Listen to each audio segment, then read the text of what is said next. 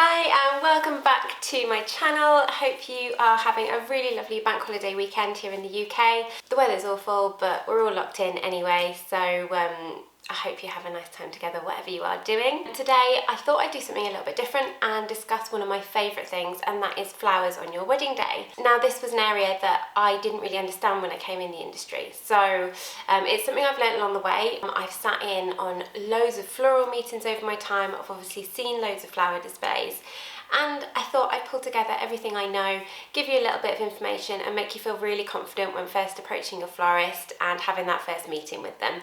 So I hope you enjoy all the details I'm going to share with you today.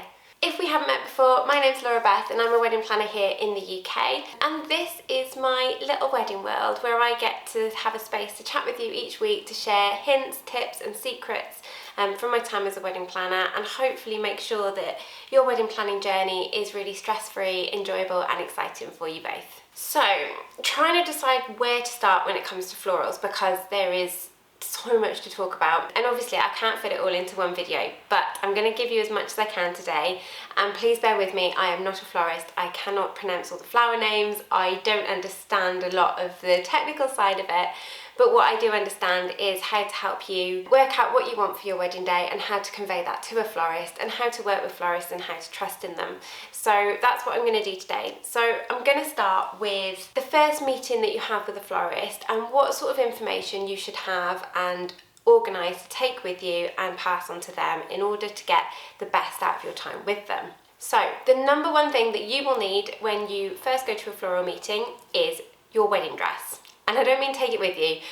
All florists will generally ask that you have chosen your wedding dress before you refine any of your floral details. So when you go to the meeting, bring a photo of it with you. That could be something that you found online, it could be a picture of you in the dress.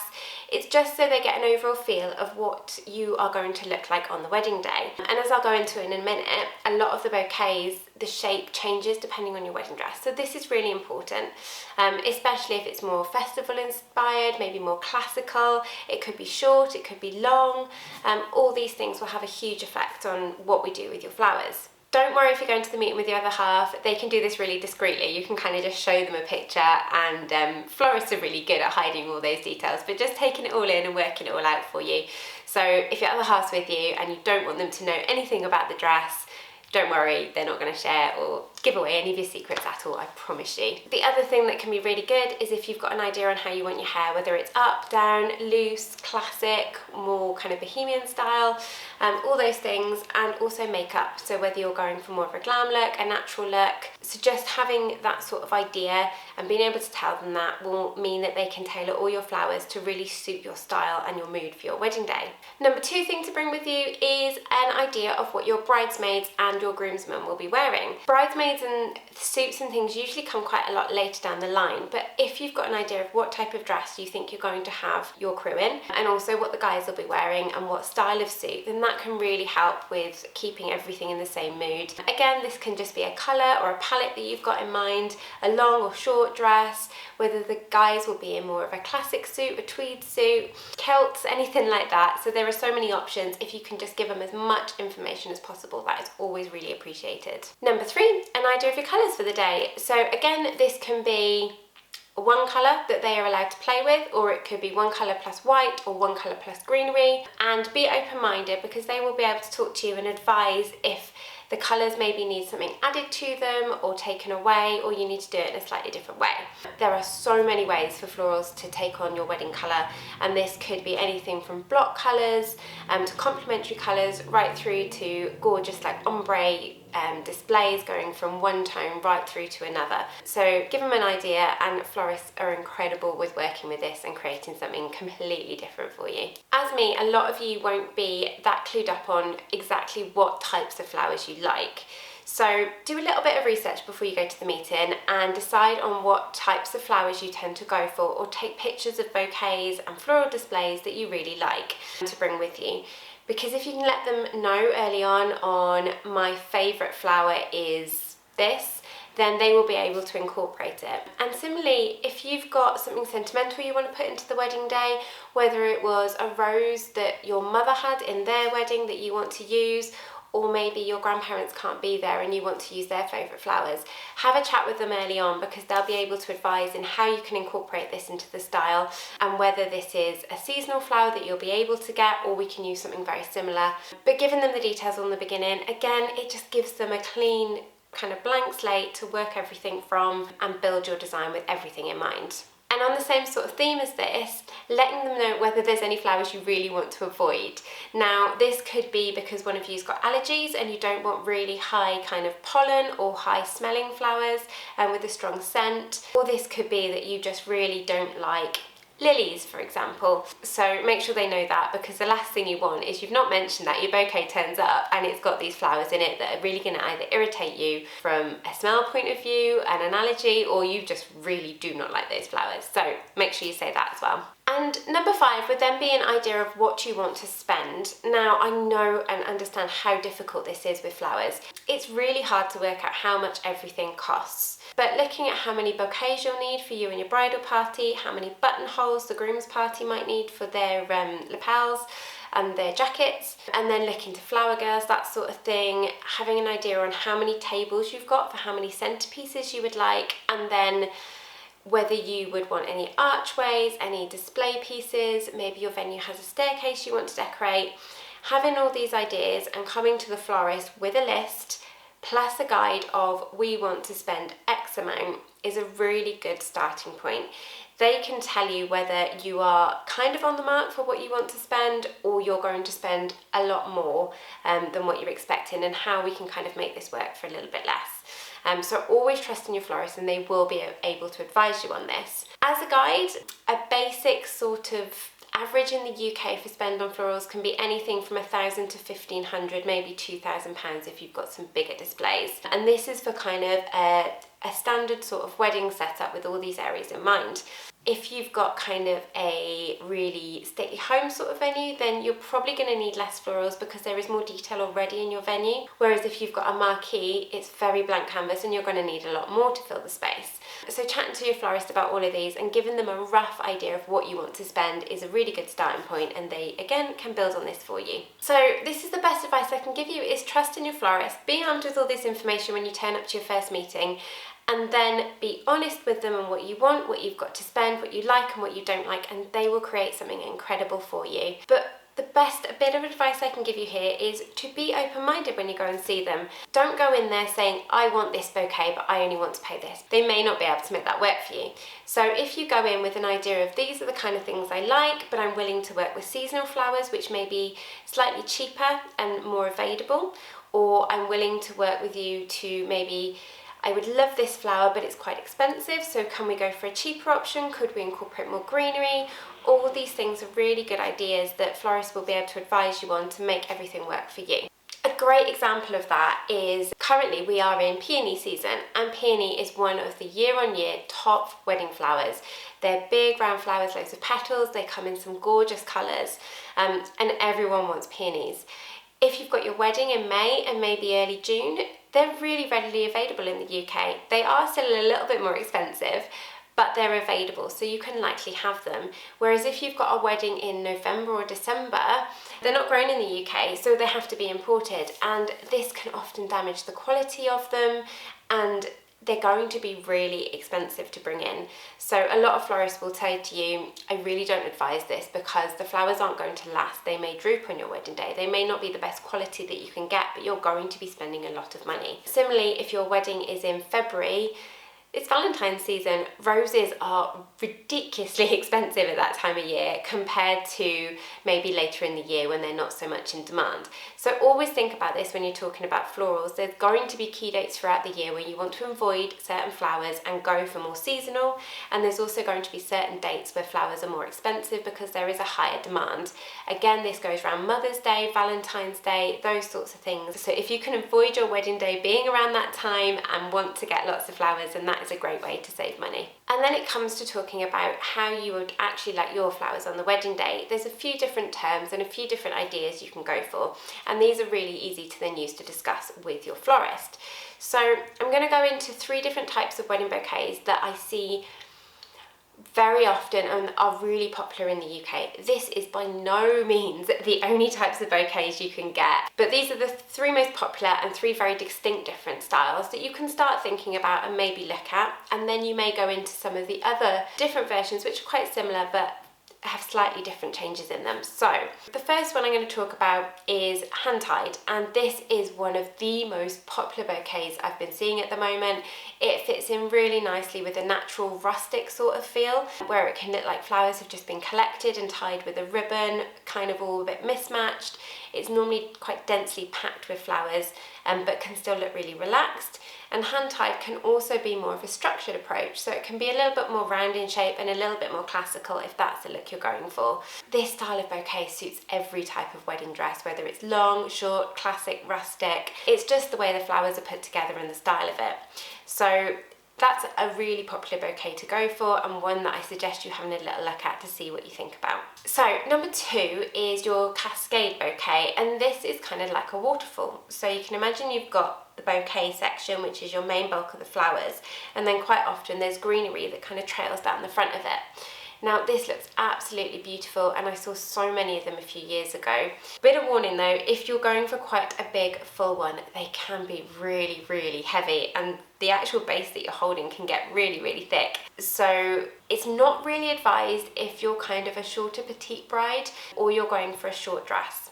It can overwhelm kind of the dress and you're not going to be able to see it.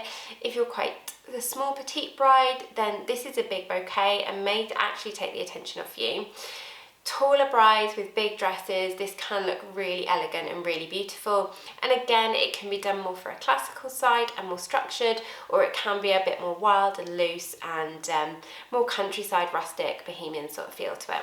And number three on the list is your pageant style bouquet, or your over the arm bouquet as it's called sometimes. There's a couple of other names as well, as is for most bouquets. But this is where it's kind of like carrying a baby. It will sit across your arm, and it's great if you've got a shorter dress or a dress with a lot of detail that you want to show off. This works great on really any type of bride, as the bouquet is a little bit smaller, but you may want to look at the size of it depending on what you're wearing and your height as well. So this is another great option. So there's three very different ideas I've given you: the hand-tied, the more loose, natural, rounder bouquet, the cascade waterfall style, and the pageant over the arm style. So I hope that kind of gives you something to start researching and looking up and seeing what you kind of like, and you're able then to discuss it with your florist, and you've kind of get yourself armed with loads of details on what you'd like to have. With bridesmaids then, usually you'd have a very similar bouquet to what you've got, but they're going to be a little bit smaller and less expensive. So you don't really tend to need to give too many details to your florist about this, but they will discuss what you want to do with your bridal bouquets to match your own. We've focused quite a lot on the bouquet so far, and I just wanted to look at different areas that you'd have florals on your wedding day. Now, these don't always need to be floral displays, they can be DIY and things like that, but I'm just going to give you a few ideas to consider if you are looking for a few more extra floral items on your wedding day. And the most common area you're going to have something is on your wedding tables for your wedding meal, whether this be centerpieces or table runners. And there's going to be a few little details to kind of think about when you're designing your centerpieces, and things to consider based on what I've experienced and what I've seen. So I wanted to pass a few ideas over to you today. The first thing to consider when looking at what you want to do for your table centerpieces is how much room you're going to actually have on the table. I have seen and worked with so many centerpieces that are absolutely beautiful but take over the entire table. So most people will consider the fact that you've got your guests sat around the table. So if I think about round tables to start with, you've got all your guests sat around the edge and they've got each of their place setting. These guests will also have glasses, and there's likely going to be some wine or drinks on the table, or even if they're buying their own drinks, there's going to be bottles coming to the table. So that's quite a lot of room going to take up. Now think about the food option you've got as well. If you've got bowls coming to the centre of the table with extra vegetables or extra side dishes, or even if you've got big meze boards coming onto the table, they're going to need space as well. And take it from me, there is nothing worse than serving a wedding meal and having to lean over all the guests and go, sorry, can I move this, can I move that? Moving decor, moving centerpieces, and it gets really kind of messy and awkward. So my advice is, if you're on a round table, Keep the base of your centerpiece, whether it's tall or high, doesn't matter, keep the base about to a charger plate sort of size, so you've still got a good amount of room on the table to put other items on there that you will need on the wedding day. Now, if you're going for more your long feasting table and you're looking at doing a runner, again, people will need places to eat. They will have bottles on the table, they will have glasses, and again, those extra items of food. If you've got one long, thick table runner and you've got plates to put on the table and it's just a plated meal, that is totally fine. Now, if you've got serving bowls you need to put in there, they're going to have to be then squeezed between each guest. So what I'd suggest is if you're going for different options on the tables and different sort of meze sharers, or you're going for extra side dishes, then break those centerpieces up, leave gaps, or make it long and low and able to put the bowls and plates and boards on top of it. There's nothing worse than overcrowded tables when you're eating. It tends to look a bit messy. It looks fantastic when no one's in the room, but you want to make it practical as well as beautiful. So those are some things to consider about room on the table when designing those centerpieces. Next area to think about is your guest's actual view of the day. Again, gorgeous centerpieces, but if the person can't talk to the person opposite them, or it blocks their view of the whole room, they're likely just going to go to your beautifully decorated table and pick that centerpiece up and put it on the floor. And then your whole design is ruined. Everything you've put effort into, all that money you've spent, is sat on the floor for the rest of the meal just because your guests wanted to have a chat. So as much as design goes into all of these, it's really important to think about practicality as well. If you're going to go for something low, make sure it is below eye level so guests can still talk above it. And if you're going to go for something tall, make sure that it's kind of tall and skinny, and that the main bulk of it is above eye height and people can see through. They can see through to the people on the other end of the table, they can see through to you when you're having your speeches, and they can see all the room and all the other beautiful decor that you've designed. So that's just a tip for when you're thinking about it. Either go low and kind of flat, but within that sort of space that you've got, or go tall and high, and you can kind of go as big as you want once you've gone above eye level. It doesn't really matter. That's kind of the two big sort of floral items you want to think about: your bouquets and with them buttonholes, and then you've got your centerpieces.